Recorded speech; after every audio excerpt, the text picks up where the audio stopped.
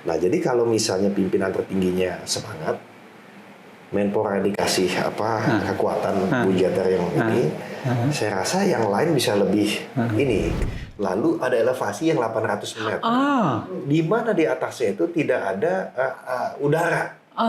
Jadi kurang tipis kita, udaranya. itu benar-benar pemikiran kita. Seberapa Anda sebagai CEO sebuah grup perusahaan besar itu membuat struktur berpikir Anda untuk menangani delegasi Olimpiade ini berpengaruh?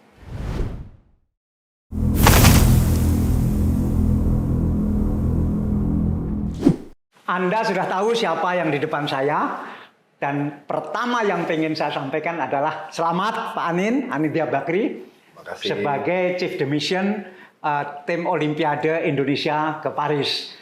Karena apa? Selamat karena akhirnya, harus pakai kata akhirnya, dapat 2 medali emas. Iya, betul. Dan alangkah Anda dakdikduk ya menunggu medali emas itu, gimana? Jadi memang salah satu yang saya sudah prediksi dari awal, chance kita mendapat medali emas itu 8 Agustus Pak Dahlan. Sedangkan mulainya 26 Juli. Wih, lama sekali penantian ya. Itu dari awal saya lihat nih ada 2 minggu yang ya lumayan nih, kalau misalnya ada apa-apa pasti media ribut, sosmed ribut. Dan sudah ribut. Dan sudah ribut. Jadi 2 minggu, karena kebetulan kami kan juga di media, 2 minggu sebelum ke Paris, saya keliling ke media-media. Tujuannya bukan woro-woro, malah sebaliknya. Sabar. Menurunkan ekspektasi. Menurunkan ekspektasi. Saya bilang bahwa ini kalau atlet 29 yang udah terbanyak dalam 2 dekade, udah pasti akan mati-matian. Tapi ini olahraga yang kastanya tertinggi nih kalau di dunia internasional Olimpiade. Jadi mohon dijaga ekspektasinya sampai di ujung. Karena saya udah baca kan, tahu schedule-nya. Tapi alhamdulillah, dan memang juga tugas Chef de Mission itu semi psikiater. Ya, betul. Ya kan? Betul. Karena kita nggak bisa ngajarin manjat tebing lebih cepat, nggak bisa ngajar ngangkat beban, main badminton, menembak panahan, berenang, lari. Jadi kita benar-benar setiap hari main ke Athletes Village. Nah itu di Saint-Denis, jadi di luar tuh Pak Dahlan. Ya ketemu malam, makan malam sama-sama. Menjaga perasaannya, menghidupkan semangatnya. Menghidupkan semangat. Lalu sebelum main, sesudah main, dan saya nggak pernah makan waktu banyak. Kadang-kadang bertemu cukup 5 menit. 5 menit sebelum, 5 menit sesudah, yang penting mereka tahu kita ada di belakangnya. Apalagi yang Bapak sampaikan, mesti berjuang sampai di ujung. Jadi ya dakdikduk juga. Nah, tapi ya kan kita tidak sendiri. Dan memang Chef de Mission itu kan ya hilirnya Pak. Ya karena hulunya sudah dibentuk, jadi gimana di finishing touch-nya itu mesti baik. Tapi kalau misalnya pulang tangan kosong ya lumayan juga Pak. Dapat komen-komen seru. Apalagi Anda mewakili anak muda. Ini dipegang anak muda bagaimana ini? Ya. Anak muda mau 50 tahun Pak. Insya Allah muda terus. Ya dibanding saya kan muda banget. Ya betul. Nah, tetapi yang juga ramai di masyarakat adalah ternyata Anindya tidak mau kalah sama bapaknya. Karena waktu Chief de Mission itu dipegang oleh Pak Abu Rizal Bakri, sekian puluh tahun yang lalu itu bisa dapat 2 medali emas. Dan sejak itu tidak pernah dapat 2 medali emas. Dipegang anaknya, dapat lagi medali emas. Komentar Pak Abu Rizal apa? Jadi waktu di awal, beliau sempat bilang, ini ngapain? Nambah kerjaan kan sudah banyak, tapi ya sudahlah kalau memang untuk Merah Putih oke. Tapi jangan kalah, kita dulu aja 2 ya kan. Oke, dapat 2 emas, dapat 1 atau 2 perak, lalu 1 atau 2 perunggu gitu kan, luar biasa. Nah, ya kita merasa wah ini internal competition. Tapi niatnya kan baik. Nah, jadi waktu di akhir beliau juga baik bersama ibu menunggu di penghujung yang memang potensi emas itu di penghujung seminggu terakhir lah. Nah, waktu kita dapat alhamdulillah 2 emas dalam 1 hari, Indonesia Raya berkumandang 2 kali. Ya, dia memberikan selamat. Bisa juga gitu ya. Kebetulan ada di sana, Pak Dahlan, ada di Paris. Pak Abu Rizal di Paris juga? Di Paris, walaupun tidak nonton langsung di lapangan, karena memang dapat tiket juga susah gitu kan. Tapi nonton di TV lah. Ya, saya bilang ya alhamdulillah, karena tanpa tangan Tuhan susah lah ini terjadi. Tapi ya kita jangan terlalu dibandingkan jumlah medali. Yang penting emasnya sama, dan ini Kalau jumlah medali kalah dengan Bapak ya? kalah. Tapi saya berkelit. Saya bilang, tapi tunggu dulu. Dulu itu nggak mau kalah. Semuanya badminton. Dari satu cabang? Dari satu cabang. Iya. Nah ini badminton ada, tapi ada panjat tebing dan juga ada angkat besi. Jadi artinya pembinaan di Indonesia itu lebih bagus. Chef the Nation-nya lebih versatile. Jadi nggak mau kalah sama bapaknya. Tetapi ketika ngomong begitu, ayah bisa terima nggak? Oh, dia senang sekali. Oh. Ya kan? Dan ya saya yakin sama dengan Pak Dahlan, saya juga punya anak, malah kita pasti pengennya lebih, ya kan? Artinya kan pembinaannya berhasil. Kalau tentang prestasi dan semua kan media semua sudah memuat. Saya ingin bertanya tentang perasaan, apakah ketakutan terhadap nanti ada teror atau tidak selama Olimpiade itu ada nggak? Ada, tapi saya mulai dengan niat sama ikhlas, Pak. Jadi, tapi saya juga ada preemptive action. Disiapkan juga ya. Jadi sebelum saya berangkat ke Paris, saya ingat tanggalnya tuh 20 Juli. Saya telepon anggota keluarga. Anggota keluarga atlet? Saya. Oh, keluarga. Istri dan anak dulu. Saya bilang, ini insya Allah berhasil. Tapi kemauan yang di atas kita nggak tahu. Jadi kalau nanti ada bising-bising sedikit, lupakan aja, hiraukan saja. Dan saya juga keliling ke beberapa media untuk menyampaikan bahwa tolong dijaga ekspektasinya. Bukan buat saya, ya kita sebagai pengusaha yang malang melintang kan udah biasa dapat plus minus. Tapi kepada para atlet ini akan mengganggu mereka punya fokus. Jadi tolong dijaga sampai di ujung, dan saya buka itu jadwalnya, Pak. Nah, karena memang ya yang namanya perjuangan, kita nggak tahu udah rezekinya kapan, Pak. Ya kan? Nah, kita di awal, misalnya contoh, Pak, waktu 26 Juli kan pembukaan. Ya, 2-3 hari sehabis itu ada harapan waktu itu panahan. Tapi belum hoki lah di situ. Perjuangan sudah luar biasa. Habis itu badminton, ya kan? Walaupun ujungnya Georgie alhamdulillah mendapatkan perunggu, luar biasa perjuangannya. Ya kan? Tapi ya waktu itu masih ya perunggu dulu, Pak, sampai tanggal 8 Agustus, di mana 3 hari sebelum penutupan. Jadi penantian cukup lama, perasaan juga cukup was-was, tapi saya mikir kita udah ngelakuin yang terbaik. Niatnya juga untuk merah putih berkibar. Ya udah, kita ada istilahnya ya ikhlaskan saja hasilnya gimana. Dan memang benar, Pak. Yang tanggal 8 Agustus itu baik Fredrik maupun Rizky itu luar biasa, karena menurut saya begitu udah sampai di elite athletes, Pak, itu antara 1 sama 2 bedanya tipis sekali, Pak. Sangat tipis. Dan yang membedakan menurut saya kepercayaan bahwa mereka bisa. Dan saya riset memang begitu, Pak. Jadi memang perbedaan antara top 5 atlet sama top 25 itu kepercayaan. Percaya bahwa dia tuh bisa. Dan kalau misalnya kalah di poin sebelumnya, bisa move on gitu. Karena percaya masa depan lebih baik gitu. Nah, itulah yang saya coba tekankan kepada mereka bahwa Anda bisa. You bisa. Tapi was-was sih wajar, Pak, manusiawi, Pak. Seluruh Indonesia was-was. Was-was juga. Nah, anak-anak ini masih bukan anak-anak, minta maaf. Para atlet yang dapat medali ini kan usianya masih relatif muda juga kan, ya? Iya, Pak. Nanti masih bisa Olimpiade berikutnya lagi. Insya Allah masih bisa, Pak. Karena kan Rizky 21, Fredrik kalau nggak salah 23. Ya. Nah, Georgie juga 23. Ya, dan masih banyak lagi yang muda-muda juga ikutan. Dan memang kalau saya lihat, Pak, saya tuh datang ke Olympic Village. Itu Athlete Village namanya, Olympic Village di sana. itu di dunia itu hanya ada 10.500 orang yang terkualifikasi di Olimpiade. Ya. Jadi saya juga baru belajar Pak, bahwa rupanya tidak sembarangan orang bisa kirim atlet ke Ya, Olimpiade. ya, pasti. Tidak berdasarkan alokasi Pak. Jadi bukan artinya Indonesia negara besar mesti dapat segini, enggak. Bisa negara besar dapatnya kecil, atau negara kecil dapatnya besar. Jadi di sana kita melihat atlet elit yang terbaik tinggal di tempat yang sama, makan makanan yang sama, tempat tidurnya juga sama, sama-sama nggak ada AC-nya kecuali yang bawa AC sendiri. Jadi bisa begini Pak, tadi kembali ke yang anak muda lah ya. Ya bisa kita ke kantin, kita lagi ngantri nih karena kebetulan sebagai CDN dapat akses ya. Dibagi 3 Pak, makanan barat, timur, sama halal.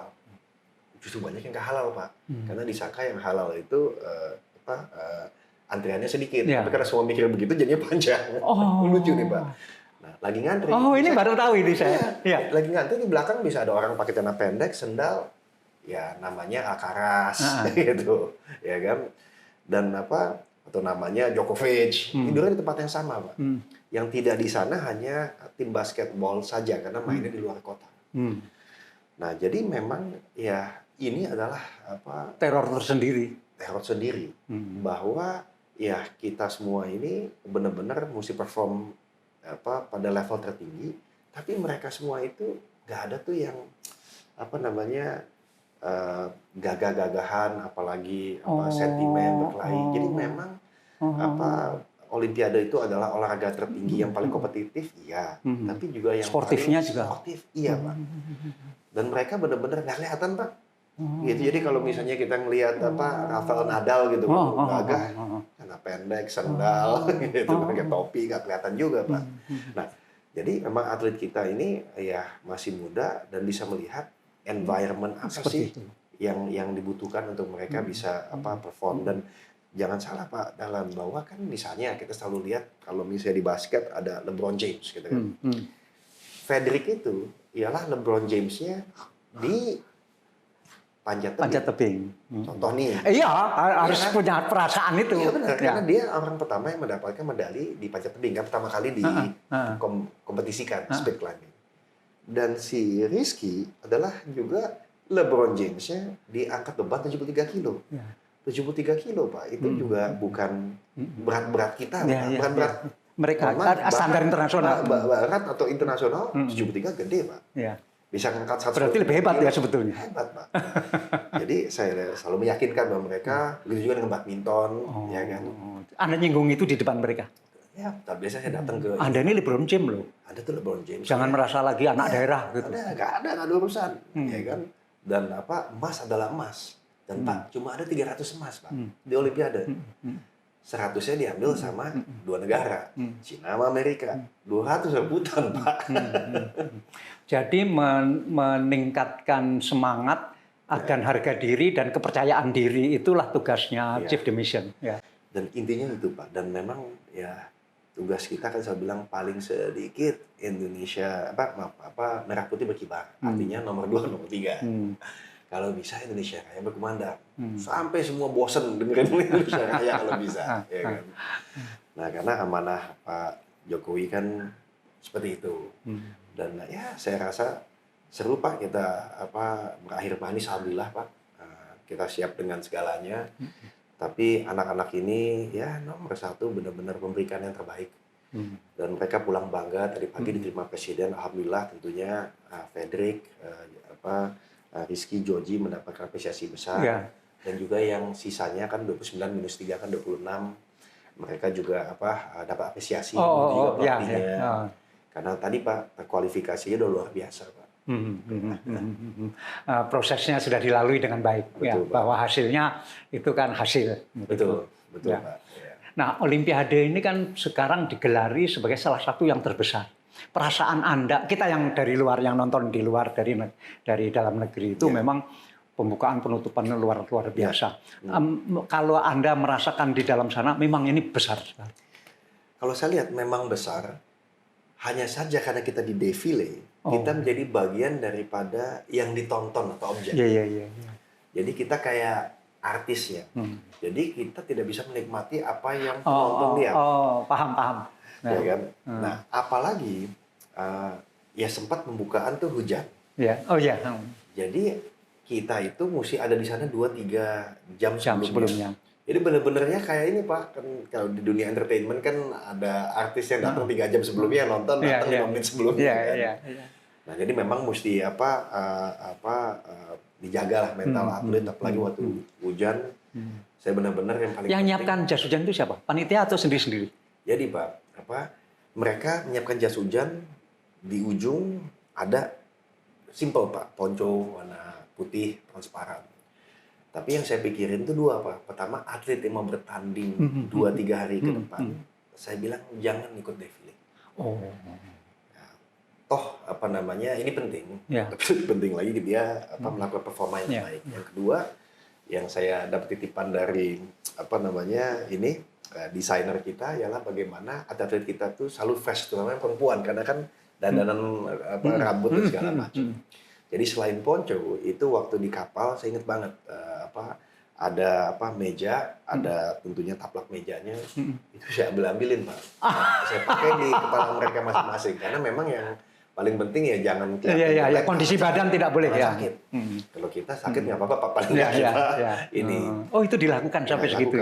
Dan memang ya seperti itu, tapi bangga Pak. Dan mungkin sedikit saya sentuh Pak, waktu pakaiannya Pak. Dan banyak yang menyampaikan pakaiannya kok bagus, benar-benar ala desainer internasional. Nah, saya menyampaikan kepada teman-teman, ini kan juga tes mental juga. Ya. Begitu masuk ke sana, tadi kita bicara pemain-pemain luar biasa yang ini kelas juga ya. Ada Ralph Lauren yang pakai bajunya bagus. Terus yang kedua, misalnya dari Prancis Berluti, dari Kanada ada Lululemon gitu. Nah, kita juga mesti punya. Alhamdulillah kita masih yakinin desainer Didit yang kebetulan kawan bikinin dong. Tapi kita ya mohon maaf ya namanya kayak seperti ini ya nggak bisa bayar. Oke, nggak ada masalah. Jadi luar biasa dan di situ membuat nama juga kepercayaan baik, diri ya. Bahkan satu titik Pak, ini cerita bener Pak, salah satu pemain basket terkenal, saya nggak bisa sebut namanya, dia bilang I like your jacket. Dari Amerika? Amerika. You wanna trade? Saya bilang gini Pak, enggak, saya nggak mau trade. Kenapa? Saya bisa beli ini di toko. Ini you nggak bisa. Dia nggak bisa beli. You bisa beli di toko. Beli aja di Ralph Lauren. Anda bener ngomong begitu? Jadi dari awal kita pride. Nah, waktu penutupan juga luar biasa. Perasaan Anda gimana di sana? Anda berada di dalam itu ya? Dalam Pak. Jadi saya selalu ikut defile pembukaan bersama atlet, penutupan sama atlet, dan memang ya tadi ini kita menjadi bagian daripada objek. Jadi mesti 2-3 jam sebelumnya. Jadi benar-benar para atlet itu kita minta sabar ini semua. Kenapa? Karena Pak itu kan tanggal 11 Agustus. Besoknya mereka udah banyak yang pulang Pak. 12 Agustus. Kita pengen lihat Eiffel Tower ini itu. Jadi istilahnya saya bilang jangan khawatir. Ini bakal selesai jam 11. Habis itu udah lah nggak usah tidur. Jalan-jalan lah ke sana, ya kan. Nah, tapi ya memang cukup spektakuler. Apalagi ada itu kan, stuntman Tom Cruise. Di ujung turun. Saya ikut tidak tidur kok. Saya ikut tidak tidur. Saya sampai jam 5 pagi. Tidur. Makasih Pak. Dan ini dan kebetulan atletnya itu udah selesai dan sudah mendapat medali. Jadi lebih rileks Pak. Lebih rileks. Ya kan. Dan jumlahnya jadi lebih banyak yang bisa karena kan besoknya pulang. Jadi malam itu betul-betul mereka tidak tidur?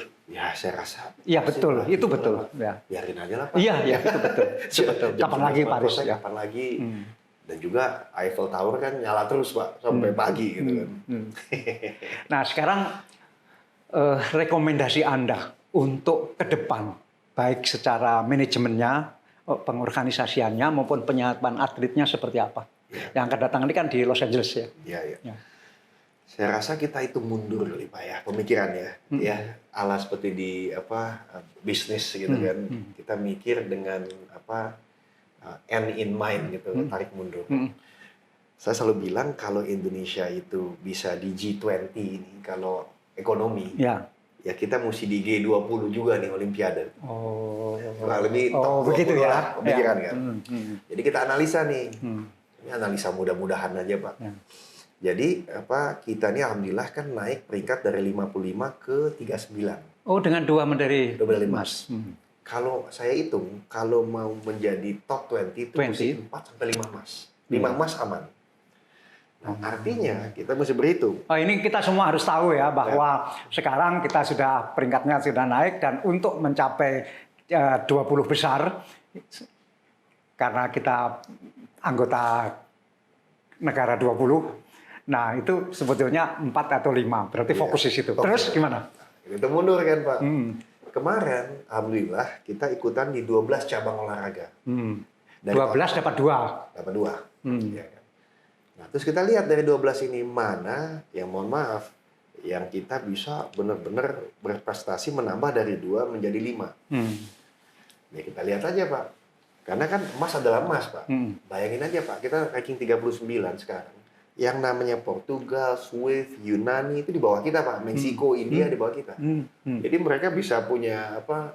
Cristiano Ronaldo yang muda gitu, tapi nggak dapat emas 2. Nah, kalau kita percaya itu, ya saya tentu mesti dukung benar badminton, panjat tebing, angkat besi. Semua tentu nggak bisa kita bilang kita naktirikan, tapi yang kita punya chance mungkin olahraga yang butuh konsentrasi, karena memang sambil jalan kita besarin badan, tinggiin badan, secara genetik kita lebih baik gitu kan dengan gizi. Tapi olahraga konsentrasi seperti panahan dan tembak saya rasa punya chance besar juga. Kenapa? Karena saya lihat ya konsentrasi adalah konsentrasi, tidak ada hubungan dengan bentuk badan. Oh, iya. Oh, maksudnya tinggi besar sama pendek sama dalam hal konsentrasi. Betul. Saya kebetulan kan ketemu. Mungkin kalau lebih pendek konsentrasinya lebih baik karena jarak antara kepala dan kaki kan lebih dekat. Lower center gravity. Jadi kebetulan saya ketua olahraga konsentrasi. Mau begini ya. Karena ini saya pemikiran ini baru dapat sehabis balik. Saya ketua umum renang, Pak. Udah 8 tahun. Tentu pengennya renang. Dan saya akan dorong gimana renang bisa jadi jagoan paling tidak ASEAN, syukur-syukur Asian. Tapi kalau kita mau main di Olimpiade dapat emas, Pak, lawannya Pak, waduh, lawannya Amerika, Perancis, kemarin Leon Marchand itu bisa punya kayak apa Michael Phelps yang baru gitu kan. Itu nggak gampang. Sama aja kayak kita pengen menjadi dapat emas di basket, dapat emas di ini. Bukan berarti kita harus rasional lah, rasional. Anda rasional sekali ternyata. Tapi kan tidak emosional. Ya, tujuannya emas ya kan. Kalau emang itu tujuannya kan. Kalau emosional ya renang. Renang ya kan. Dan renang ikutan, Pak. Tapi ya memang ekspektasi realistis lah. Atau lari. Aduh, Pak, ngeliat orang-orang Jamaika itu, Pak. Apa orang Amerika luar biasa gitu kan. Nah, menurut saya senam juga lumayan, walaupun kompetitif ya. Karena Amerika tuh kayak, sekarang kan yang ngetop tuh si Simon Biles. Apa yang petit gitu kan. Tapi ya olahraga konsentrasi itu menarik gitu. Tapi menarik ini, perlu kita ingat semua, kita diskusikan secara publik tentang olahraga yang memerlukan konsentrasi ini, karena konsentrasi tidak ada hubungan dengan bentuk fisik. Jadi ya itu pemikiran, Pak. Tentu kalau misalnya 5 ya 2 ini bisa tetap 2 atau nambah jadi 3, badminton bawah 2 selesai. Tapi paling nggak olahraga konsentrasi, panahan dan menembak, dan kan kalau tidak salah Pak kan menembak kita jago-jago Pak itu. Iya, saya dengar kita jadi pelatih di banyak negara. Iya. Itu juga belum diubah. Nah, sebaliknya yang saya mau sampaikan juga Pak, mereka kan juga melihat negara lain. Lihatnya begini Pak, ini ada 32 olahraga yang dipertandingkan kemarin. Dia pasti mikir mana yang jagonya bukan Cina sama Amerika. Iya, pasti melihat. Nah, pasti dia lihat tuh 20 tahun yang lalu menganalisa badminton. Ya kan? 20 tahun yang lalu dia lihat badminton. Maka itu kita lihat badminton sekarang mereka tangguh, ya kan? Denmark, Jepang, siapalah Korea, India, merata. Dan bukan itu aja, pemain kita bisa ada warga negara lain dan pelatih kita juga. Jadi ya kita mesti defend yang kita punya sama ngambil yang tadi Pak, menurut saya ya. Itu waktu 4 tahun ke depan cukup? 4 tahun itu pendek, apalagi kualifikasi mulai 2 tahun dari sekarang. Iya, kualifikasi ya. Jadi memang tujuannya mesti fokus. Jadi mungkin ada dari pembinaan itu kita fokus di 2 tipe. Olahraga untuk mendapatkan kehormatan di Olimpiade, mungkin mikirnya mesti rasional, mesti taktis gitu ya. Tapi olahraga yang massal seperti sepak bola, ya itu juga mesti ditekuni, atau olahraga yang orang bilang mother of sports, Pak. Itu kayak atletik atau renang. Memang itu teorinya teori outlier, Pak, kayaknya. Jadi satu dapat bisa 2-3, Pak. Iya. Satu dapat bisa 2-3. Jadi karena mungkin sepak bola 11 orang dapatnya satu. Gimnastik. Nah, jadi mungkin kayak gitu, Pak. Jadi olahraga yang ladang medali tapi kita butuh kerja keras itu satu, ya kan? Lalu olahraga yang itu, Pak, Pareto, Pak. 80-20. Kalau tentang fokus 2 tahun lagi untuk kualifikasi, kemudian 4 tahun lagi ke Olimpiadenya, itu di antara misi tadi, siapa yang harus memikirkan? KONI, KOI, Komite Olimpiade Indonesia, atau Menpora? Yeah. Karena biasanya begini, loh itu kan tugas kita bersama. Kalau setiap yang bersama itu malah nggak ada yang bertanggung jawab. Siapa? Ya. Jadi pertama, biasa pakai di perusahaan, Pak, kan intinya yang harus jelas siapa tanggung jawab apa. Satu tanggung jawab apa, siapa, sama yang kedua yang punya otoritas keuangan. Karena kan semuanya butuh uang, Pak. Ya, nggak mungkin walaupun kita public private partnership semuanya itu dari swasta gitu kan. Nah, pertama ya tentu dari sisi kementerian ini penting karena dia itu mempunyai otoritas budgeter gitu. Nah, ini budgetnya segini. Tapi tentu akan lebih ringan Menpora ini untuk mendapat dukungan seperti sekarang dari Presiden. Karena kan yang menentukan, alokasinya seperti ini.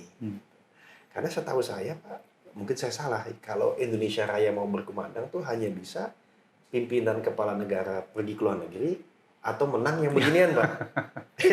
Itu dua itu kalau ingat saya ya. Nah, jadi kalau misalnya pimpinan tertingginya semangat, Menpora dikasih kekuatan budgeter yang ini, saya rasa yang lain bisa lebih ini kan NOC mendapatkan dana dari pemerintah, Pak. Nah, KONI juga. Jadi kalau KPI-nya dia bisa bikin bagus, kan oke, Pak. Ya kan. Key performance indicator-nya gitu, Pak. Nah, tentu bapak atau ibu angkat di kepala cabur itu juga penting. Ya. Karena dia juga mendapatkan dana juga, Pak. Jadi istilahnya kali Menpora itu fokus ke satu bagaimana alokasi dari resources dana dan tanda kutip pakai invisible hand pemilihan daripada pimpinan-pimpinan cabur itu karena mereka yang jadi bapak angkat, ibu angkat gitu. Nah, karena 2 tahun itu tidak lama, berarti ya sekarang harus tetap diputuskan, cepat diputuskan.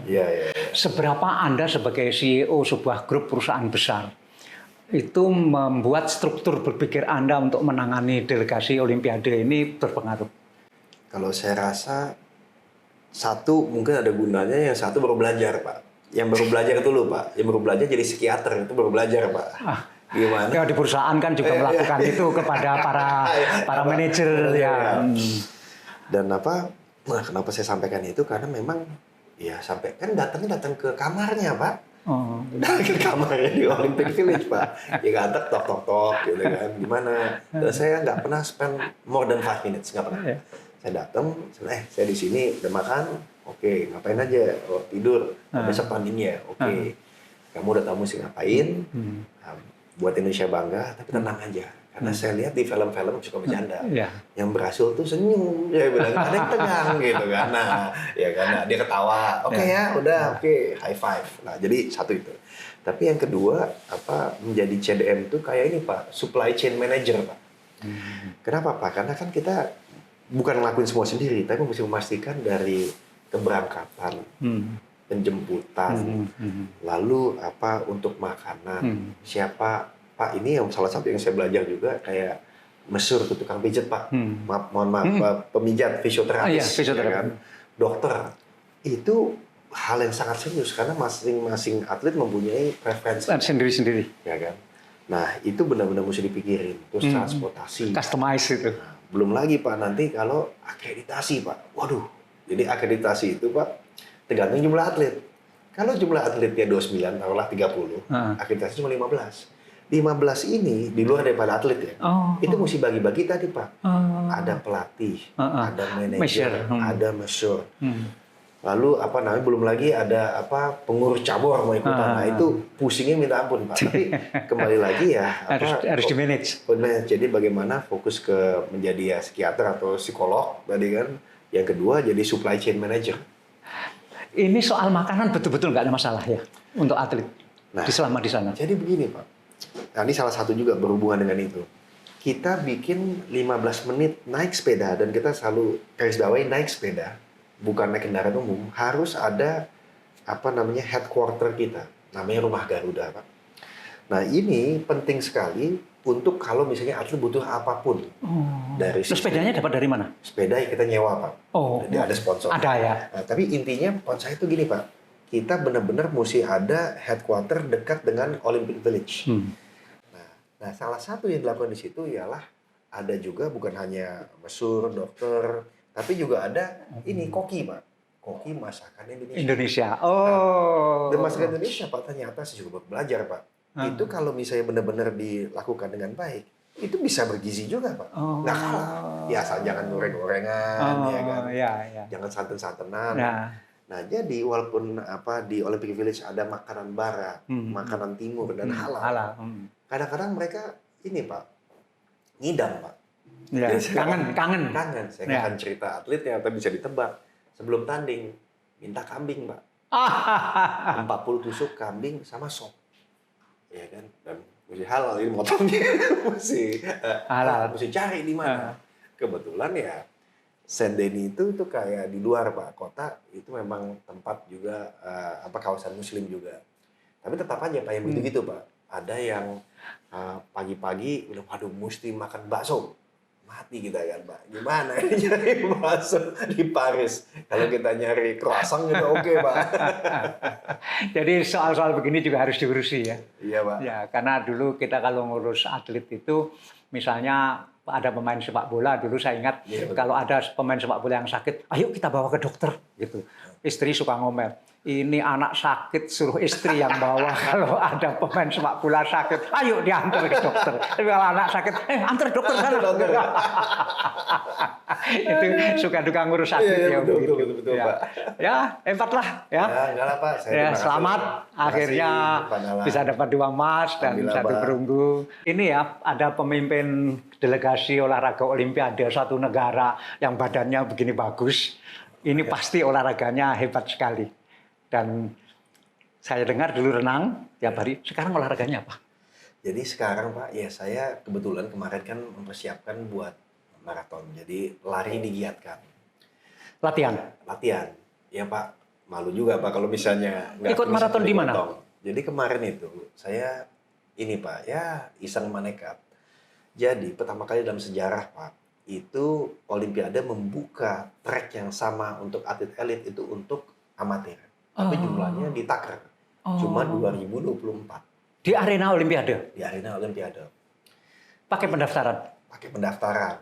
Dan udah terdaftar, mesti dicek lah kesehatan segala macam dikirim. Jadi selama 6 bulan terakhir, ya saya fokusnya ke lari. Tapi sebelumnya tentunya juga renang, lalu angkat beban.